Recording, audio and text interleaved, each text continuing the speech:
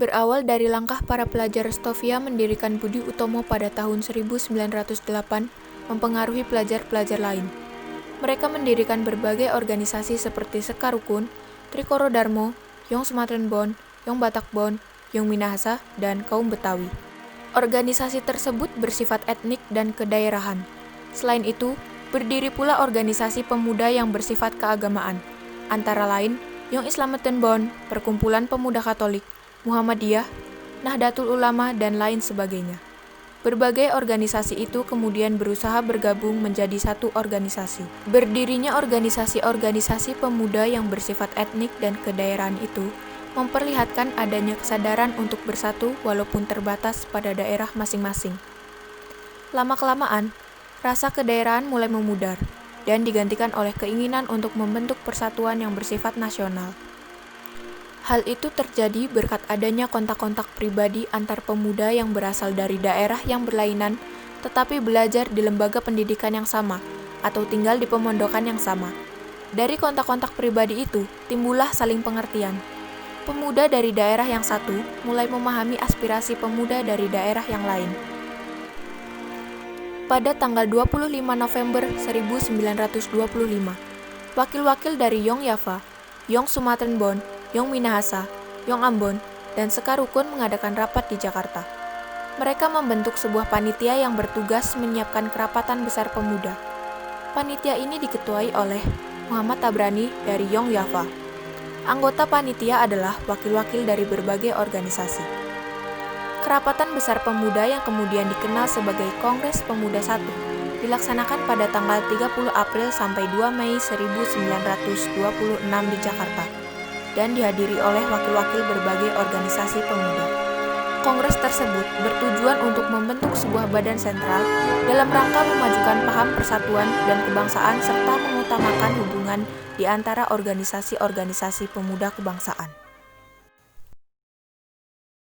Assalamualaikum warahmatullahi wabarakatuh. Waalaikumsalam warahmatullahi wabarakatuh. Putra-putri Indonesia dan seluruh yang hadir di sini, atas nama Panitia Kongres Pemuda yang pertama, saya ucapkan selamat datang pada Anda semua.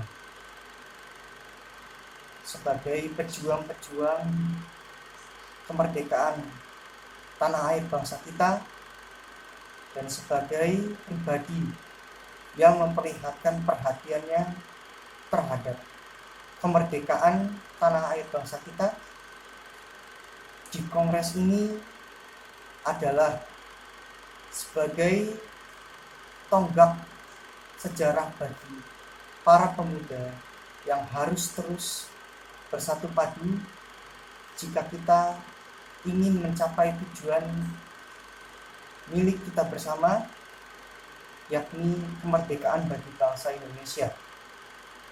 Dengan ini saya akhiri pidato saya Muhammad Tabrani. Apa yang dikatakan oleh Bapak Muhammad Tabrani sangat luar biasa. Kita, bangsa Indonesia, harus merdeka dari penjajahan ini. Saya sangat setuju dengan apa yang telah dikatakan oleh Bapak Muhammad Tabrani. Kita harus memperjuangkan kemerdekaan Indonesia. Terima kasih saudara-saudari semua. Tujuan diadakannya kongres ini adalah untuk mewujudkan persatuan dan kesatuan. Pertama-tama, kita harus membentuk badan sentral. Benar sekali, Bung. Yang kita butuhkan saat ini adalah sebuah organisasi yang dapat menampung semua aspirasi. Akan lebih bagus bila pemerintah pusat dan pemerintah daerah bisa menyatu membangun pemerintahan. Karena apabila suatu daerah dibiarkan mandiri dan tidak berkembang, maka akan menjadi suatu masalah. Saat kongres telah berakhir, sasaran utama dalam membentuk badan sentral organisasi pemuda tidak tercapai, karena terjadi perbedaan pendapat mengenai bentuk badan sentral tersebut. Sebagian besar peserta kongres menghendaki bentuk fusi, sebagian lagi menghendaki bentuk federasi. Walaupun demikian, usaha untuk membentuk wadah persatuan tetap dilanjutkan setelah kongres berakhir. Kongres Pemuda I menghasilkan keputusan-keputusan sebagai berikut. Menyiapkan Kongres Pemuda Indonesia II dan menyuruhkan persatuan berbagai organisasi pemuda dalam satu organisasi pemuda Indonesia. Seusai Kongres pertama, para panitia inti sedikit kecewa karena Kongres pertama tidak menghasilkan kata sepakat untuk menggabungkan pemuda di seluruh tanah air. Hal ini dikarenakan setiap golongan masih mementingkan daerahnya sendiri, sehingga sangat sulit untuk mempersatukan mereka khususnya di dalam bahasa persatuan. Saudara-saudara, pada kesempatan kali ini nampaknya kita belum menghasilkan suatu kesepakatan dalam kongres kali ini.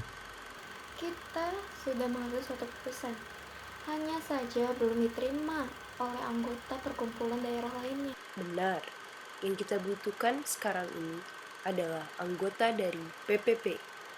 Kalau seperti itu, kita harus menunggu berapa lama sampai mereka pulang? Waktu bukanlah halangan buat kita. Yang penting tujuan kita untuk masa depan kemerdekaan bangsa Indonesia. Tapi tentunya aspek bahasa itu sangat penting. Sangat tidak mungkin bila kita meninggalkan aspek bahasa saat ini. Benar sekali, Bung. Padahal saya yakin bahwa bahasa Melayu cocok untuk dijadikan bahasa persatuan. Sudah, jangan berpikir seperti itu. Jika tujuan kita ingin tercapai, maka bangsa Indonesia harus dapat bersatu dalam segala aspek. Kalau begitu, kita akan melanjutkan pembahasan ini di Kongres kedua nanti. PPPI bertujuan memperjuangkan Indonesia merdeka. Untuk itu, para anggota disiapkan menjadi pemimpin rakyat sejati. Cita-cita itu akan tercapai apabila segala bentuk sifat kedaerahan dihapuskan. Setelah itu, mereka sesegera mungkin menyelesaikan rapat yang diakhiri dengan pembacaan doa bersama. Memasuki tahun 1928, alam politik Indonesia digelorakan oleh semangat persatuan, kebangsaan, keyakinan berdiri sendiri, dan cita-cita Indonesia merdeka.